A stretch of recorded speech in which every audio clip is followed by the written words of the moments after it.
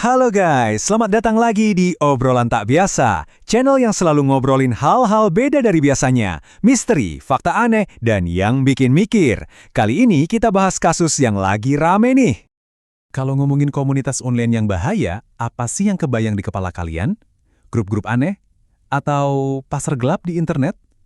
Tapi, gimana kalau ternyata ancaman paling seram itu justru ngumpet di tempat yang nggak kita sangka-sangka? Dan ngincernya anak-anak. Oke, kita langsung aja ke intinya. Jadi, baru-baru ini nih, Densus 88 anti teror, ya Densus 88 nemuin sesuatu yang gila banget, bikin kaget. Mereka ngebongkar sebuah komunitas online yang isinya, bener-bener di luar nalar. Jadi, mereka nemuin ada 70 anak Indonesia. 70 guys, yang gabung di grup namanya True Crime Community, atau TCC. Angka segitu tuh udah banyak banget. Dan katanya ini baru yang ketahuan aja. Dan yang bikin makin merinding, ini tuh bukan masalah di satu kota doang. Anak-anak ini nyebar di 19 provinsi. Bayangin, 19 provinsi. Artinya, ini masalah nasional yang diam-diam ada di sekitar kita.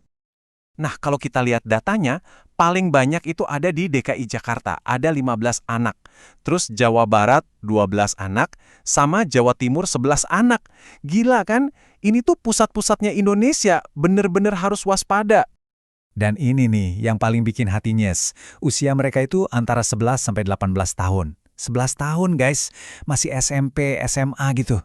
Umur-umur yang harusnya main, belajar, malah kejebak di lingkaran setan kayak gini.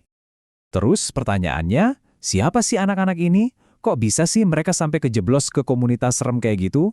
Apa yang bikin mereka gampang banget jadi target? Jadi setelah diselidiki sama Densus 88, ternyata ada polanya. Tragis banget, kebanyakan dari mereka itu korban bullying di sekolah, terus dari keluarga yang kurang harmonis atau broken home, bahkan ada yang punya trauma kekerasan di rumah. Intinya mereka ini kesepian, butuh teman, butuh perhatian. Nah, komunitas online inilah yang seolah-olah ngasih rumah buat mereka. Sayang banget. Oke, sekarang kita bahas TCC ini sebenarnya apaan sih? Kok bisa bahaya banget sampai Densus 88 yang turun tangan? Jadi, TCC ini pada dasarnya komunitas buat orang-orang yang suka sama kasus-kasus kriminal. Kayak kita nonton film dokumenter crime gitulah. Kedengerannya kan biasa aja ya. Tapi isi di dalamnya itu ternyata jauh lebih dari sekedar obrolan. Di dalam grup itu, mereka nggak cuma diskusi, tapi nyebarin ideologi-ideologi gila kayak neo-Nazi, white supremacy, paham-paham yang rasis banget. Mereka juga saling share konten kekerasan yang sadis, dan yang paling parah, ada tutorial bikin bom. Ini udah bukan hobi lagi guys, ini udah jadi tempat cuci otak. Nah, ada satu kalimat yang ngegambarin banget bahayanya. Di komunitas ini, garis antara orang yang cuma nonton sama orang yang pengen jadi pelaku itu jadi kabur. Awalnya mungkin cuma iseng nonton, cuma penasaran. Tapi karena dijejelin konten-konten ekstrim terus, lama-lama mereka jadi terinspirasi, pengen niru. Dan bener aja, semua itu nggak berhenti di internet doang. Beberapa anggotanya mulai nyusun rencana gila buat dilakuin di dunia nyata. Densus 88 nemuin beberapa tanda-tanda bahaya. Anak-anak ini mulai niru gaya penjahat-penjahat gitu. Jadi penyendiri, ngejauh dari teman-temannya. Bahkan ada yang sampai bawa senjata mainan atau pisau ke sekolah. Serem banget. Terus, mereka jadi marah banget kalau HP-nya dilihat orang. Jelas ada yang disembunyiin. Dan puncaknya, ini yang paling gila, adalah rencana mereka yang untungnya berhasil digagalin. Beberapa dari mereka itu berencana buat ngebom beberapa kelas di sekolahnya, terus ngebantai guru-gurunya, ngerusak CCTV, dan setelah itu mereka bunuh diri. Ini bukan cerita film guys, ini rencana beneran yang hampir kejadian.